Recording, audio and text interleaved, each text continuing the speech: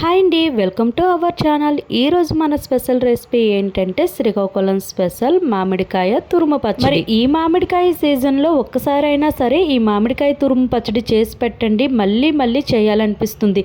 ఎందుకంటే అంత టేస్ట్గా ఉంటుంది. అలానే వేడి వేడి అన్నంలో నెయ్యి వేసుకొని ఈ పచ్చడి కలుపుకొని తింటే భలే టేస్ట్ ఉంటుంది. మా ఇంట్లో అయితే ఈ పచ్చడి చాలా చాలా ఫేమస్ అని చెప్పొచ్చు. మరి సింపుల్గా ఈజీగా చేసుకునే ఈ మామిడికాయ తురుము పచ్చడి ఎలా చేయాలో వీడియో అయితే చూసేద్దాం రండి. ముందుగా కొన్ని మామిడికాయలను తీసుకొని వాటర్లో నీట్గా వాష్ చేసుకున్న తర్వాత దీనిపైన ఉన్న పొట్టు మొత్తం తీసేసి ఈ విధంగా తురుములా అయితే ప్రిపేర్ చేసుకోవాలి. ఇదే విధంగా మామిడికాయలన్నింటినీ కూడా తురుముకున్న తర్వాత ఇప్పుడు ఇందులోకి టేస్ట్కి తగినంత సాల్ట్, అలానే టేస్ట్కి తగినంత కారం, ఇంకా ముందుగా వేయించి పెట్టుకున్న జీలకర్ర ధనియాల పొడి, ఇంకా ఒక 1/2 టేబుల్ స్పూన్ దాకా పసుపు వేసి ఈ ఐటమ్స్ అన్నీ కూడా ఈ మామిడికాయ తురుముకి పట్టేటట్లు బాగా కలుపుకోవాలి. ఇలా బాగా కలుపుకున్న తర్వాత ఏమైనా ఉప్పు కానీ కారం కానీ చాలకపోతే మళ్ళీ వేసుకోవచ్చు. లేదంటే నెక్స్ట్ డే పులుపు బాగా దిగుతుంది కదా, అప్పుడైనా టేస్ట్ చేసి మళ్ళీ వేసుకోవచ్చు. ఇప్పుడు ఏం చేయాలంటే స్టవ్ పైన ఒక ప్యాన్ పెట్టి అందులో ఆయిల్ వేసుకొని ఆయిల్ హీట్ ఎక్కిన తర్వాత పోపు వేసుకోవాలి.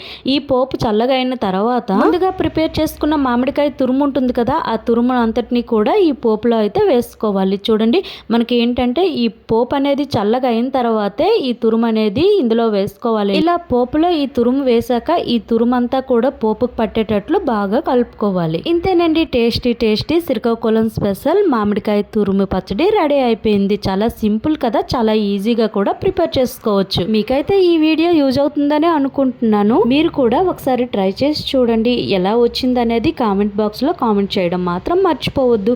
నెక్స్ట్ మరికొన్ని వీడియోలతో మళ్ళీ కలుద్దాం. Thank you for watching.